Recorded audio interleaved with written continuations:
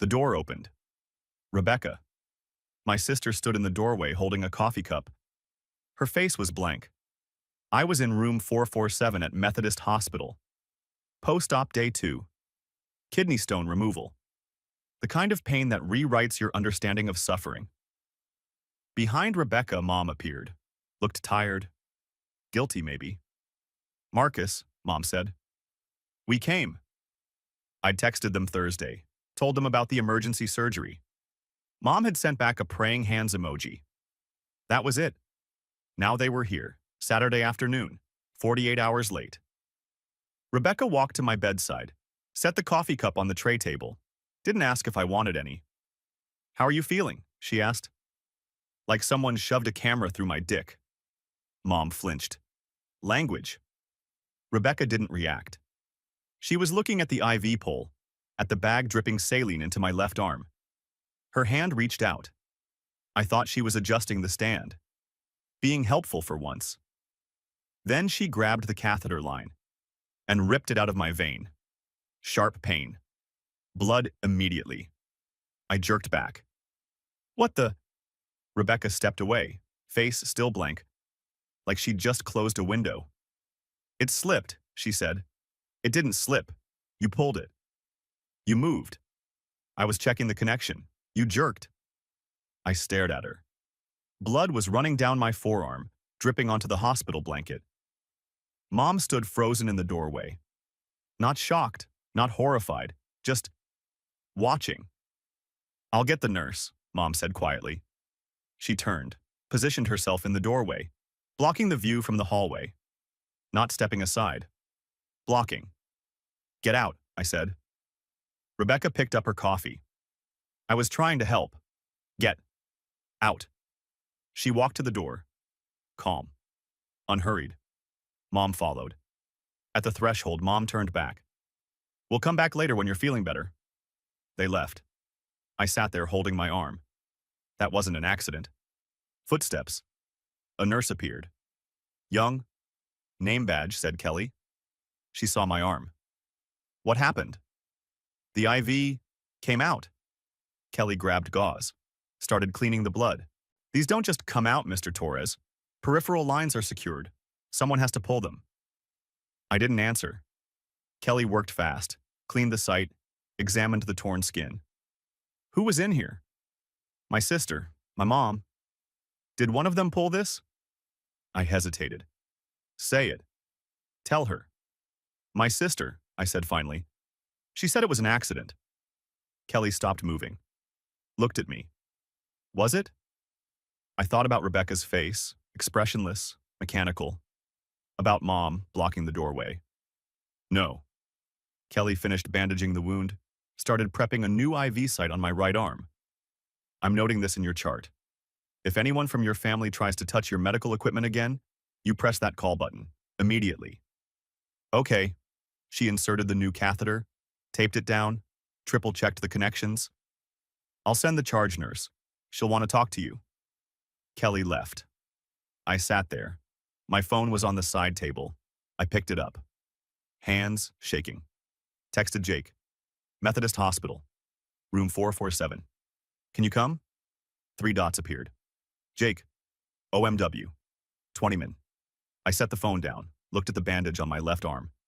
The new IV in my right. My sister just attacked me. In a hospital. While I was recovering from surgery. And Mom watched. A different nurse appeared 15 minutes later. Older. Confident. Name badge.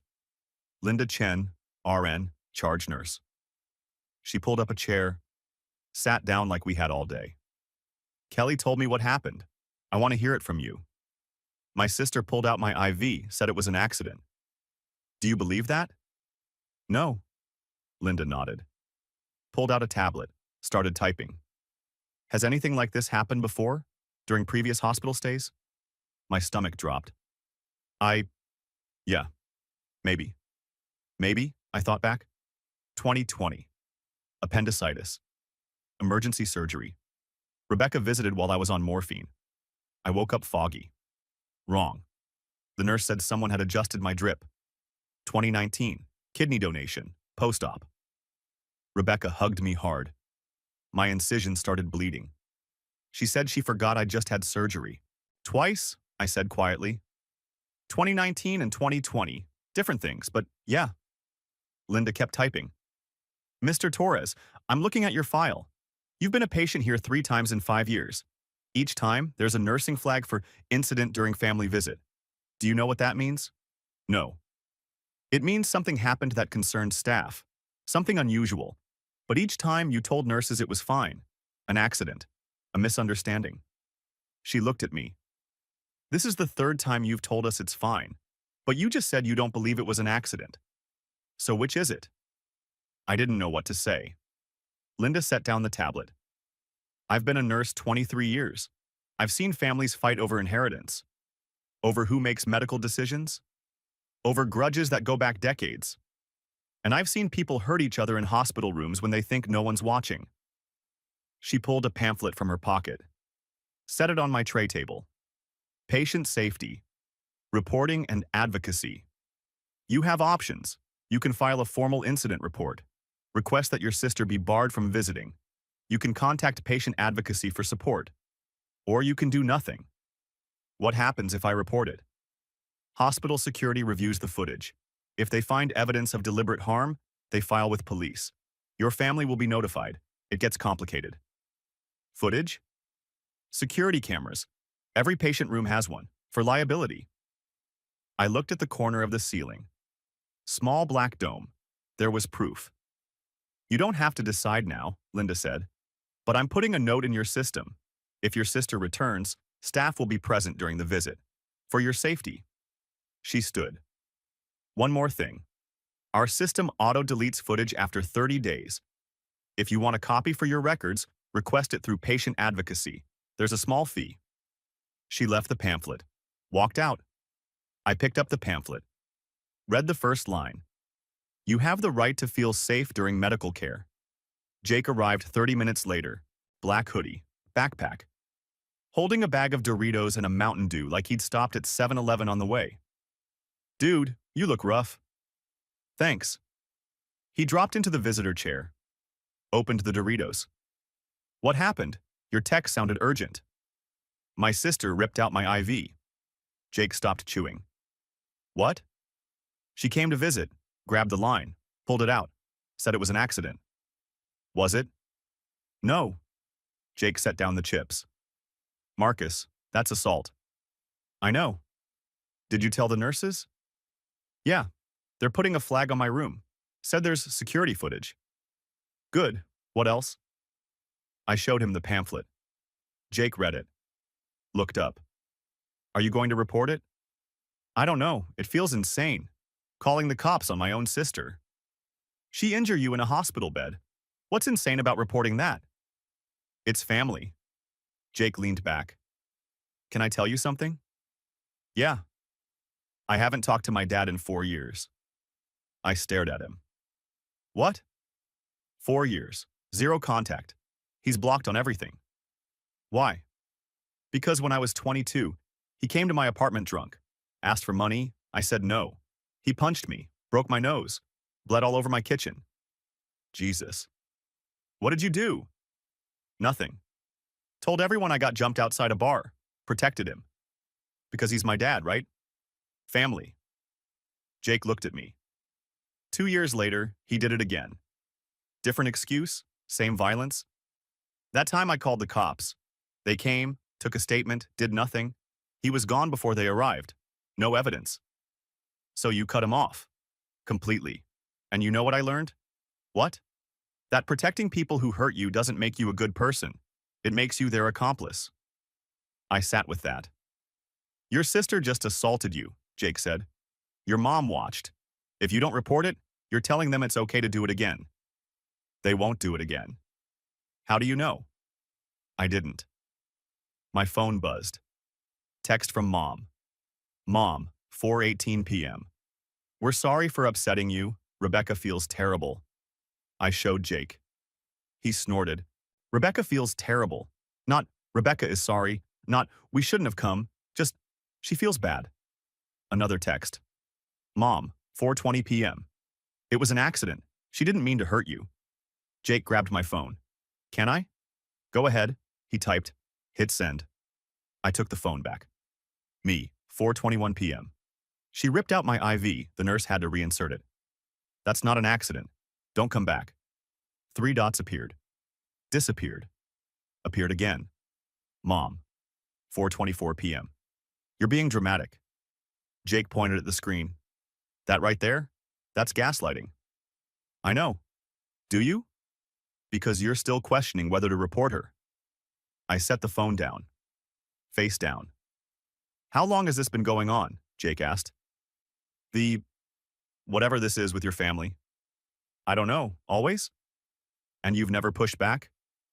Not really. Why? I thought about it. Because they're family. Because I thought if I was just easier to deal with, they'd eventually see me. Actually, see me. And did they? I looked at my bandaged arm. No. Jake opened his Mountain Dew, took a long drink. So maybe it's time to stop being easy. Linda came back at 6 p.m. Mr. Torres, I did some checking. Your file shows 3 prior incidents. 2019, post-kidney donation, incision bleeding after family visit, 2020, appendicitis recovery, morphine drip tampered with. 2024, today. IV removal. 3 times, not 2. 3. There's something else, Linda said. In 2021, a patient named Linda Marshall, different Linda, filed a complaint about ventilator tampering during end-of-life care. Hospital security reviewed footage. Showed a visitor adjusting settings during family visit hours. Patient survived. Family declined to press charges to avoid conflict. Why are you telling me this? Because the visitor flagged that day? Rebecca Torres. Your sister. My blood went cold. She tampered with someone's ventilator? We can't prove it was deliberate. Footage was unclear. But the flag is there, in our system. Linda sat down. Marcus, I shouldn't be telling you this, but I've watched people ignore patterns until someone gets seriously hurt. Your sister has been flagged 4 times in 5 years across 2 hospitals. 4 incidents where someone ended up injured during her visits. Who was Linda Marshall? Her ex-husband's mother. Jesus Christ. What do you want me to do? I asked. I want you to protect yourself, get the footage, file the report, make sure this pattern stops before someone doesn't survive. She stood. Footage request forms are at the patient advocacy office. 2nd floor. $25 processing fee. They'll give you a USB drive. She left. I sat there. 4 incidents. 4 times Rebecca had hurt someone in a hospital, and everyone just let her. I picked up my phone, opened photos, scrolled back to November 2019. There. Me in a hospital bed. Pale, exhausted. Post-kidney donation. Rebecca next to me, smiling. Healthy. The caption she'd posted to Facebook. So grateful for my amazing brother. He literally saved my life. Jak kidney donor, Dr. family. Blessed I'd given her a kidney. And today, she ripped out my IV. I screenshot the photo. Saved it to a new album titled Evidence. Then I texted Jake. Me. I'm going to report her. Jake. Good. Want me to stay? Me. No. Go home. I'll call you tomorrow. Jake. Proud of you, man. I set the phone down. Looked at the pamphlet. At the camera in the corner. At my bandaged arm. Tomorrow, I'd go to patient advocacy. I'd get the footage. And I'd file the report. Because Jake was right. Protecting people who hurt you doesn't make you loyal. It makes you their next victim. And I was done being a victim. I got discharged Sunday morning. The nurse who processed my paperwork wasn't Linda. Wasn't Kelly. Just some weekend staff who handed me prescriptions and discharge instructions and said, feel better. I signed the forms, walked out, drove home. My apartment was exactly how I'd left it 3 days ago. Dirty dishes in the sink, laundry piled on the couch, mail scattered on the counter. I set down my hospital bag, sat on the couch, stared at the wall. My phone was on silent. Had been since yesterday. I turned it over. 17 missed calls. Mom, 11, Rebecca, 4, unknown numbers, 2. 6 voicemails. I didn't listen to them. Instead, I opened my banking app, transferred $25 to my checking account. Tomorrow, I'd go to the hospital, get the footage, start the process. Tonight, I just needed to exist. Monday, I went to work. HVAC service calls don't stop because you're having a family crisis. First job, broken furnace in a duplex. Elderly couple, heat out for 2 days. I replaced the igniter, tested the system, charged them half price because they reminded me of my grandparents. Second job, restaurant walk-in freezer, compressor shot. That one took 3 hours. I worked until 6 p.m., drove home, ate microwaved leftovers, went to bed at 8, woke up at 3 a.m. thinking about Rebecca's blank face, the way she'd pulled the line. No hesitation, no emotion, like disconnecting a lamp. Tuesday morning, I drove to Methodist Hospital, patient advocacy office, 2nd floor. A woman at the desk looked up. Mid-40s, professional. How can I help you? I need to request security footage from my stay last week. Date and room number? December 14th, room 447. She typed into her computer. Reason for request? I hesitated. Personal records. There was an incident. What kind of incident? Family member pulled out my IV. Her fingers stopped moving. Was this reported to hospital security? The charge nurse noted it in my chart. One moment. She picked up a phone, dialed an extension. Security. I have a patient requesting footage review for a flagged incident. Room 447, December 14th. Yes, I'll hold. She waited. I stood there feeling like I was crossing a line I couldn't uncross. Okay, I'll let him know. She hung up. Security is pulling the footage now. Processing fee is $25. You'll receive a USB drive with the relevant timestamps. Should be ready by end of business today. I paid cash. We'll call when it's ready for pickup. I left, sat in my truck in the parking lot. It was real now. I just requested video evidence of my sister assaulting me. I couldn't go home. Couldn't sit in my apartment waiting for the phone to ring. I drove instead. Ended up at the county animal shelter. 15 minutes outside the city. I'd volunteered here in college. Hadn't been back in over a year. The building looked the same. Cinder block, chain link kennels. The sound of dogs barking before I even opened the door. Inside, Rita was at the front desk. She looked up, smiled. Marcus Torres, what the heck have you been? Working, living, the usual. You look terrible. Thanks, Rita. I'm serious. You okay? I wasn't, but I said, can I walk dogs? Always. She handed me a clipboard. Leash. Walked me back to the kennels. Rocky's been here a month. Husky mix. Owner surrendered him when they moved. High energy. Pulls like a freight train. You up for it?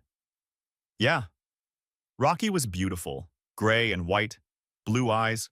Currently losing his mind because someone was near his kennel. I opened the gate. He lunged. I caught the leash. Barely. We made it outside. Rocky pulled toward the trail. I held on. We found a rhythm. For 20 minutes, I didn't think about Rebecca, about hospitals, about footage waiting for me, just a dog who wanted to run. We were halfway around the loop when I saw her. A woman, maybe 30, sitting on a bench near the creek, crying. I slowed down. Rocky sniffed the air. You okay? I called out. She looked up, wiped her face. Yeah, sorry, I'm fine. You don't look fine. She laughed. Hollow. My husband just told me he's leaving. Took the dog, our dog. Said he's keeping her because I work too much. Rocky pulled toward her. Sat at her feet. Put his head on her knee. She stared at him. Then broke. Just completely broke. I stood there awkwardly while she cried into Rocky's fur. He's not mine, I said.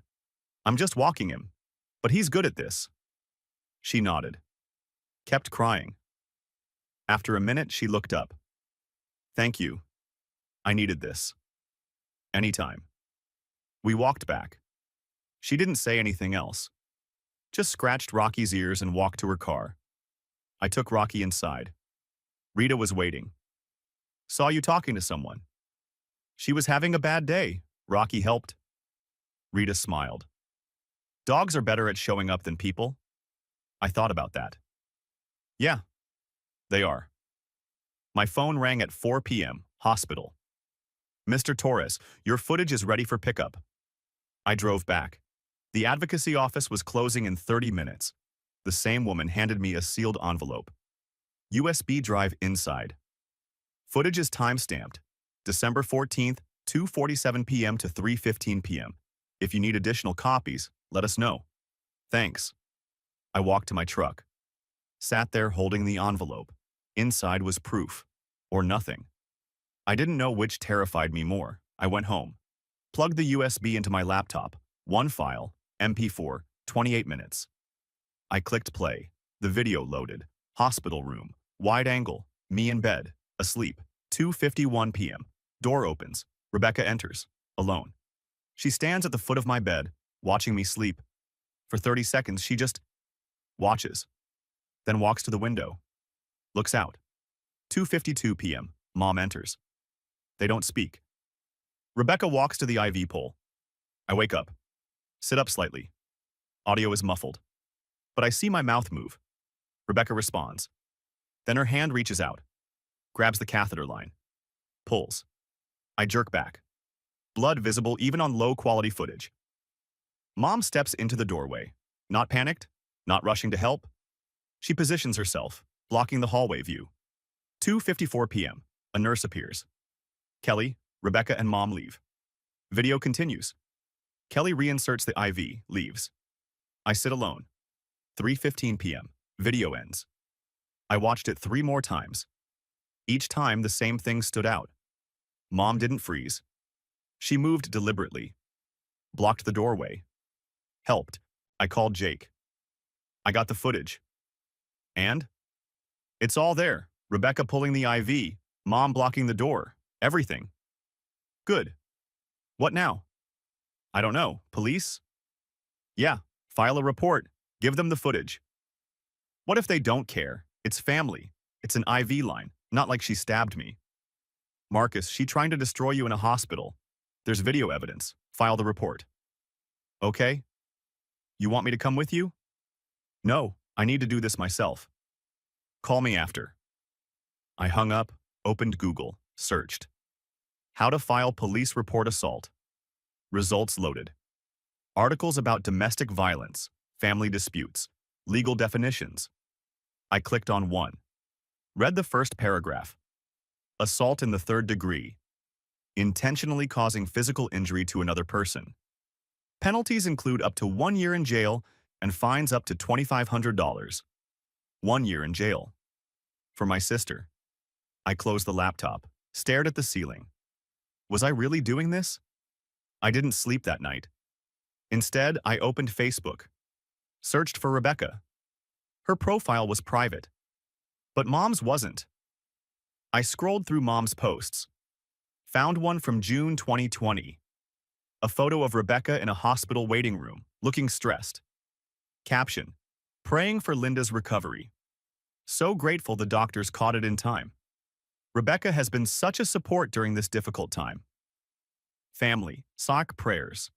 I clicked on the comments. Aunt Carol. Rebecca is such a caring person.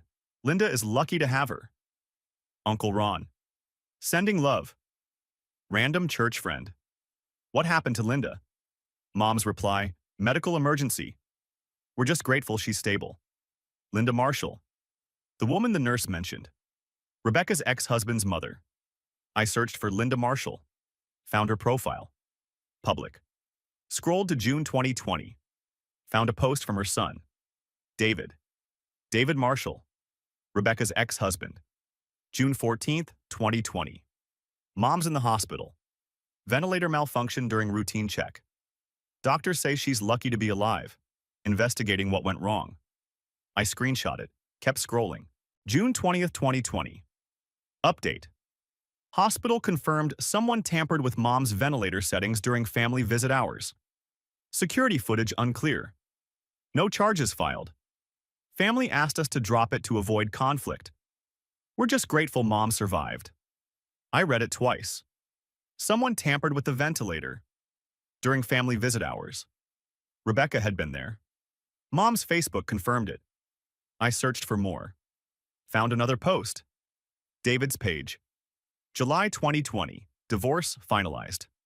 Ready to move forward. Rebecca and David divorced 1 month after Linda's incident. I opened a new document, started typing. Timeline. November 2019. I donate kidney to Rebecca. Post-op. Rebecca, accidentally, hugs too hard, incision bleeds. June 2020. I'm hospitalized. Appendicitis. Morphine drip tampered with. June 2020. Linda Marshall, Rebecca's ex Emil, ventilator tampered. July 2020. Rebecca divorces David. December 2024. Rebecca rips out my IV4 incidents. 5 years. A pattern. Wednesday morning, I drove to the police station. The building was gray, institutional, smelled like coffee and bureaucracy. I walked to the front desk. Officer behind plexiglass. Young. Looked bored. Help you? I need to file an assault report. When did it happen? Saturday, December 14th. Who assaulted you? My sister. He stopped typing. Looked at me. Your sister. Yes. Okay, domestic incident. You'll need to fill out these forms. Then an officer will take your statement. He slid papers through the slot. I sat in the waiting area, filled out the forms. Name, address, relationship to assailant, description of incident. My sister, Rebecca Torres, intentionally pulled out my IV catheter while I was hospitalized at Methodist Hospital on December 14, 2024 at approximately 2:53 p.m. I have video evidence. I turned in the forms. Waited. 40 minutes later, an officer called my name. Young guy. Couldn't be older than 25. We sat in a small interview room. He read my statement. So your sister pulled out your IV? Yes. And you have video? I handed him the USB drive. Hospital security footage. He plugged it into a computer. Watched. 30 seconds. 1 minute. 2 minutes. He stopped the video. Mr. Torres, I'm going to be honest with you. Family disputes are complicated. This looks like she was trying to adjust it and you moved. I didn't move. She grabbed it and pulled. But there's no audio. No way to know what was said. It's your word against hers. There's video evidence of her touching your IV pole, not necessarily of deliberate assault. I stared at him. Watch it again. Watch where my mother stands. He sighed. Restarted the video. This time, he watched the whole thing. When it ended, he was quiet.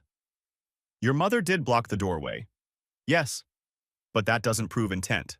Could have been coincidence. Could have. Wasn't. He closed the laptop. Look, I'll file the report. Give you a case number. But I'm telling you right now, the DA probably won't prosecute. Family disputes rarely go anywhere unless there's serious injury. You weren't seriously hurt. I had to have a nurse reinsert my IV. That's not serious injury in legal terms. What about the pattern? This is the 3rd time she's done something like this. 3rd time? I told him about 2019, about 2020, about Linda Marshall. He wrote it down. But I could see in his face he didn't care. I'll note all of that. But unless you have proof she deliberately harmed those other people, it's just allegations. The hospital has flags on her, in their system. Hospital flags aren't criminal records. He stood. Give me a few days. I'll submit this to investigations. They'll decide if it's worth pursuing. You'll get an email with your case number. That's it? That's it. I left, sat in my truck. Felt like I'd just wasted 3 hours. That night, Jake came over, brought pizza, beer. How'd it go? Police don't care. Said it's a family dispute. Probably won't prosecute. Stuff that. Yeah. We ate in silence. Then Jake said, you know what? Even if they don't prosecute, you still did the right thing. You documented it. You made it official. That matters. Does it? Yeah. Because next time, and there will be a next time, you'll have a record. Proof of a pattern. I don't want there to be a next time. Then you need to cut them off. Completely. I thought about that. What if you're wrong? What if Rebecca really didn't mean to? Jake set down his beer. Marcus, stop. You watched the footage. You saw her face. You know it wasn't an accident. He was right. I knew. I'd known the second she grabbed the line. So what do? You wait for the police. You document everything. And you stop protecting people who hurt you. Friday, I got an email. Case filing confirmation. 2024-87349. Your report has been filed with Metro PD. An investigator will contact you within 10 business days if additional information is needed. Case number 2024-87349. Official, real. I screenshot the email, added it to my evidence folder. Sat back. I just filed criminal charges against my sister. No going back now. 7 days passed. No call from the police. I went to work, fixed furnaces, replaced compressors, checked my phone constantly, waiting. Day 8, my phone rang. Unknown number. Marcus Torres? Yeah. Detective Ramirez, Metro Police, about case 2024-87349. Finally. I've reviewed your report and footage. Need to ask some questions. You told hospital staff the IV removal was an accident, then filed a report saying assault. Explain that. My stomach dropped. I was protecting her. Didn't want to believe she'd do it on purpose. So you lied to hospital staff? Yes. Silence. Here's the problem. I see 3 prior incidents on file. 2019, post-surgical bleeding. 2020, medication tampering. 2021, ventilator incident with a different patient. But none resulted in charges because victims didn't testify. I'm willing to testify now. Are you? Because you initially lied. Defense will use that. They'll say you're fabricating this out of spite. Family dispute over inheritance, maybe. How did he know about inheritance? There's no dispute. Really? Your father passed 8 months ago. Left you property. Sister unhappy about that? We haven't talked about it. Mr. Torres, if your sister's lawyer argues you fabricated assault to strengthen an estate dispute, that's reasonable doubt. Case falls apart. I sat in my truck, covered in dust, frustrated. So what do? Decide if you're committed. Once I move forward, it gets ugly. Family will know. Could take months. Even if charges stick, she'll likely get probation, no jail time. So she gets away with it. I'm saying be realistic about outcomes. Is probation and a restraining order enough? I thought about the footage, about Rebecca's blank face, about Mom blocking the door. What do you need from me? Commitment, no waffling. You show up, you testify. Can you do that? Yes. Give me 48 hours, I'll review everything again. If it checks out, I forward to the DA. He hung up. I sat there. 48 hours. 2 more days of not knowing. I didn't go home. Drove to Dad's house instead. The one he'd left me. 15 minutes outside the city. Small ranch. Overgrown yard. I hadn't been inside since the funeral. Unlocked the front door. The smell hit me immediately. Dust, stale air, grief. I walked through the living room, kitchen, his bedroom. Everything exactly where I'd left it. On his nightstand, a photo in a wooden frame. Me and Rebecca. Kids. Halloween. I was maybe 10, dressed as a ninja. She was 7, princess costume. Both of us smiling at the camera like we'd never heard of pain. I picked it up. Tried to remember when things changed. When did she stop being my little sister and start being my enemy? My phone buzzed. Email notification. I almost ignored it.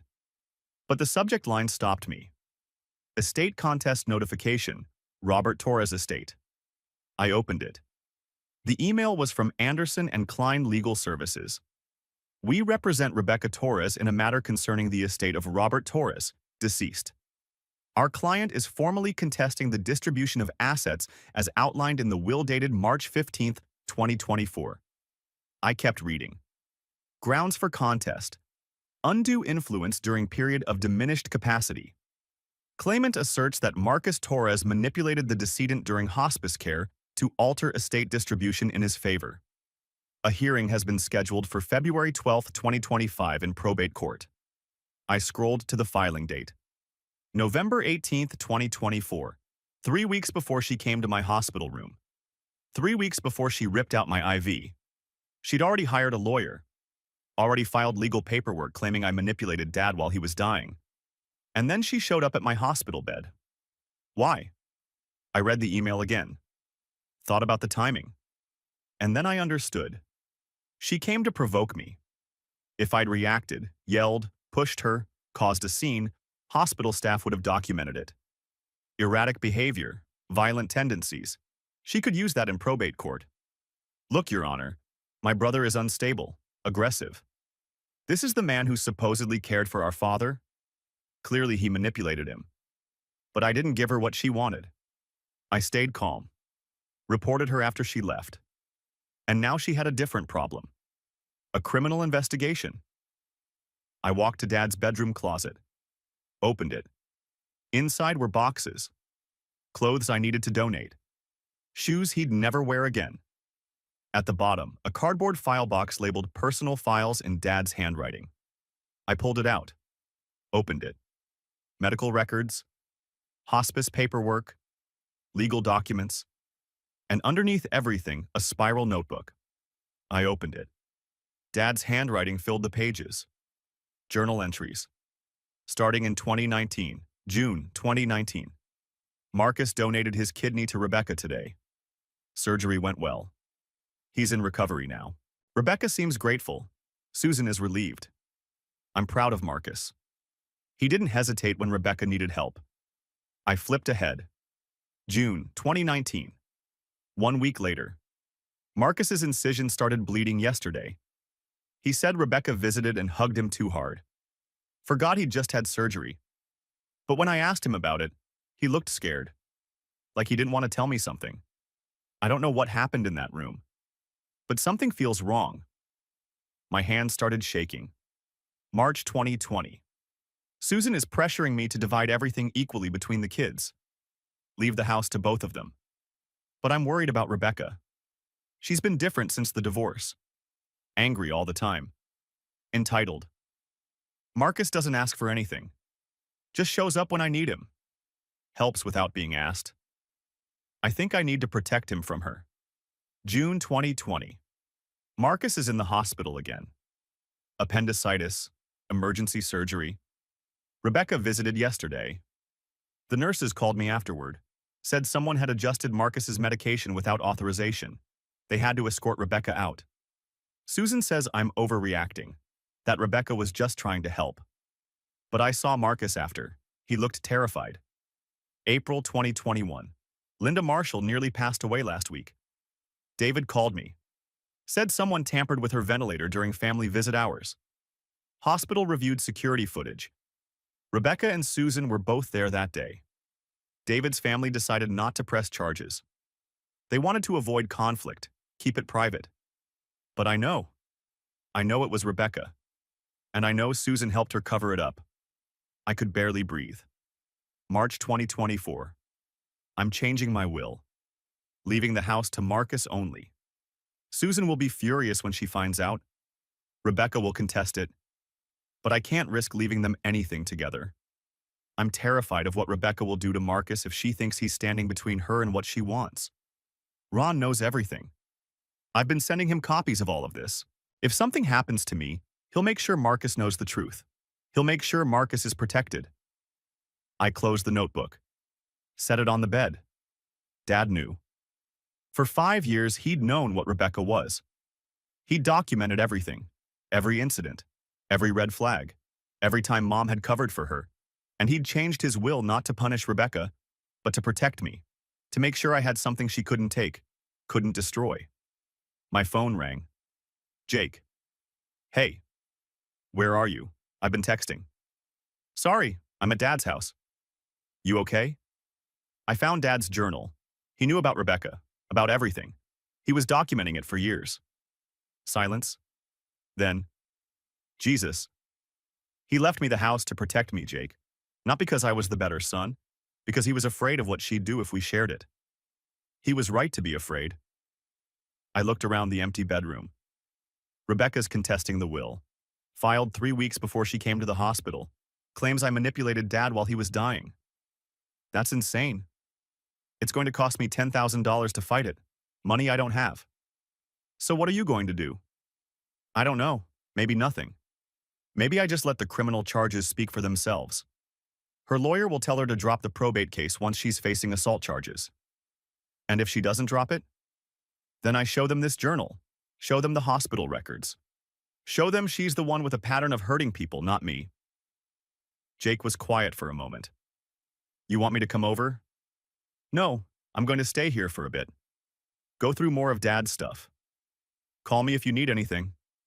I will. I hung up, sat on Dad's bed, looked at the journal, at the photo of me and Rebecca as kids, at the house he'd left me to keep me safe. And I made a decision. I wasn't giving up the house. I wasn't backing down from the criminal charges. I wasn't protecting Rebecca anymore. Dad had spent 5 years trying to shield me from her. The least I could do was finish what he started. 3 days later, Detective Ramirez called. We're filing charges. Assault in the 3rd degree. Your sister will be notified by certified mail within 48 hours. You'll receive a court summons in 4 to 6 weeks. What about my mother? She's not being charged, but she's listed as a material witness. She'll be subpoenaed to testify. She'll lie. Maybe. But we have the security footage. Hard to lie about what's on video. When will Rebecca find out? Letter should arrive Monday. Monday. 3 days from now. There's one more thing, Ramirez said. The DA's office wants to offer a plea deal. Reduced charge in exchange for probation, anger management, and a restraining order. No jail time. Are you okay with that? Do I have a choice? You can push for a trial, but trials are unpredictable. Juries are unpredictable. A plea deal guarantees she faces consequences.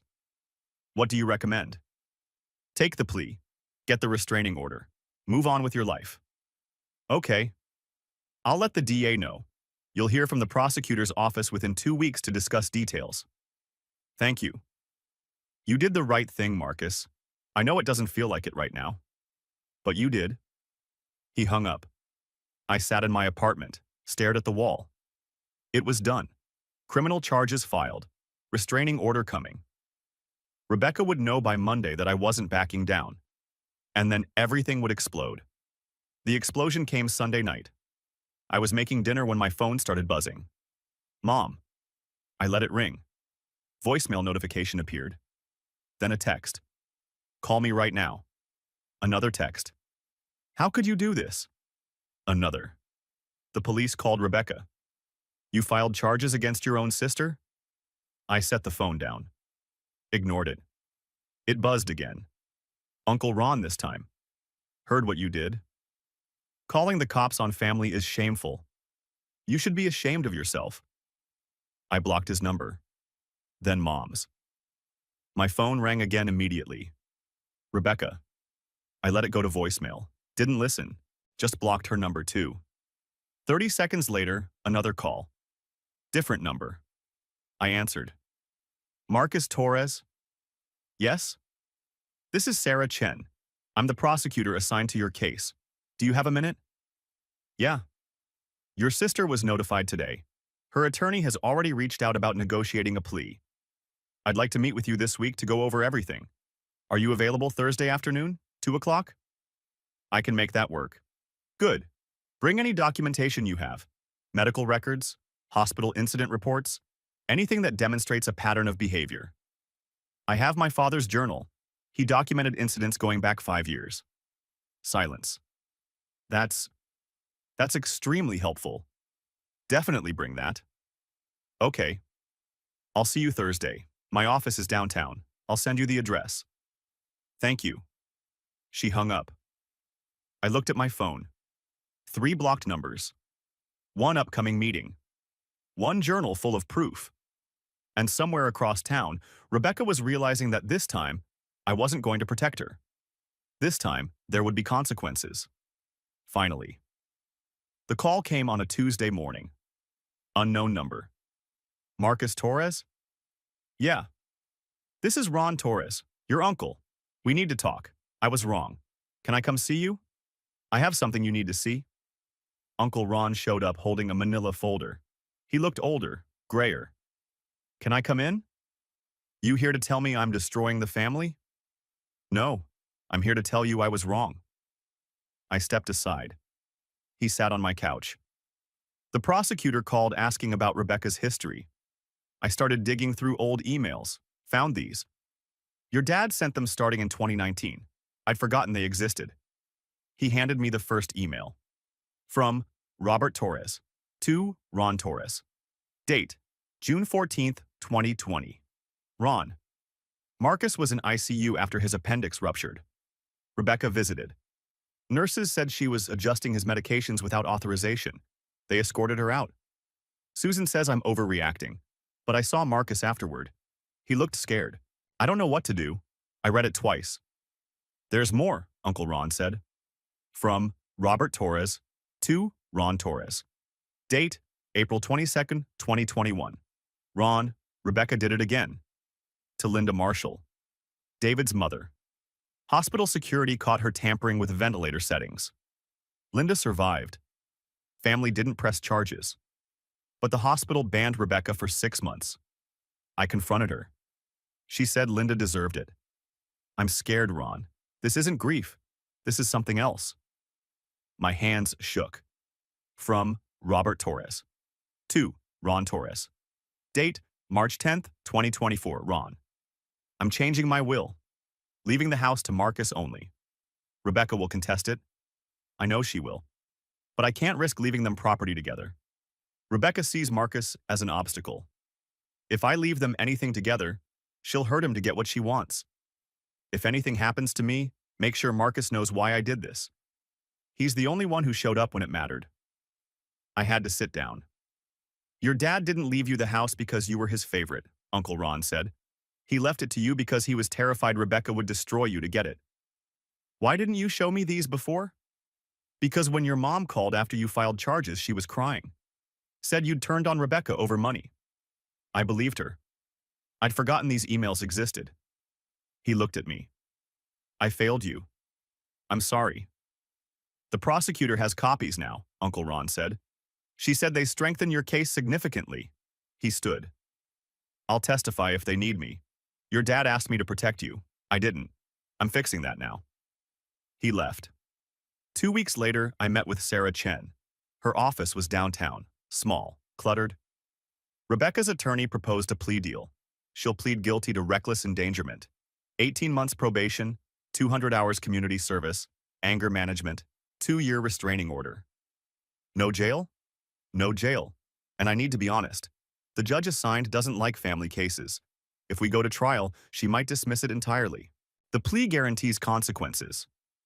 What do you recommend? Take the plea. You get protection. She gets consequences. I thought about Dad's journal, about the emails. If I take the plea, does it affect the probate case? Sarah smiled slightly. Having an assault conviction makes it nearly impossible to contest a will. Demonstrates harmful behavior toward the beneficiary. Her attorney would be smart to advise dropping it. Then I'll take the plea. Court date is January 14th, 9 a.m. Be prepared for your family to be there. January 14th. I stood outside courtroom 5B at 8:45. Thrift store suit. Didn't fit right. Jake beside me. Sarah arrived at 8:50. Rebecca's taking the plea. Should be quick. At 8:55 they arrived. Mom in black, Rebecca in gray. Rebecca wouldn't look at me. Uncle Ron appeared behind me. I'm here if you need me. At 9, we filed in. Judge Marion, silver hair, stern. Case number 2024-87349. State versus Rebecca Torres. Rebecca's lawyer outlined the plea. Judge Marion looked at Sarah. Ms. Chen, given the documented pattern spanning 5 years, the state requests 24 months probation and a 5-year restraining order. Rebecca's lawyer objected. Judge Marion held up her hand. Ms. Torres, accept the modified terms or we proceed to trial. Rebecca looked at her lawyer. I accept, Your Honor. Mr. Torres, do you wish to make a statement? I stood. 5 years ago, I donated a kidney to my sister. 2 years ago, I cared for my father during hospice. 6 months. My sister visited twice. My father left me his house because I stayed. She filed a will contest 3 weeks before she ripped out my IV. My voice steadied. This isn't the first time. Hospital records show multiple incidents. I don't want revenge. I want her to get help. And I want to make sure she can't do this to anyone else. I sat. Judge Marion removed her glasses. Ms. Torres, stand.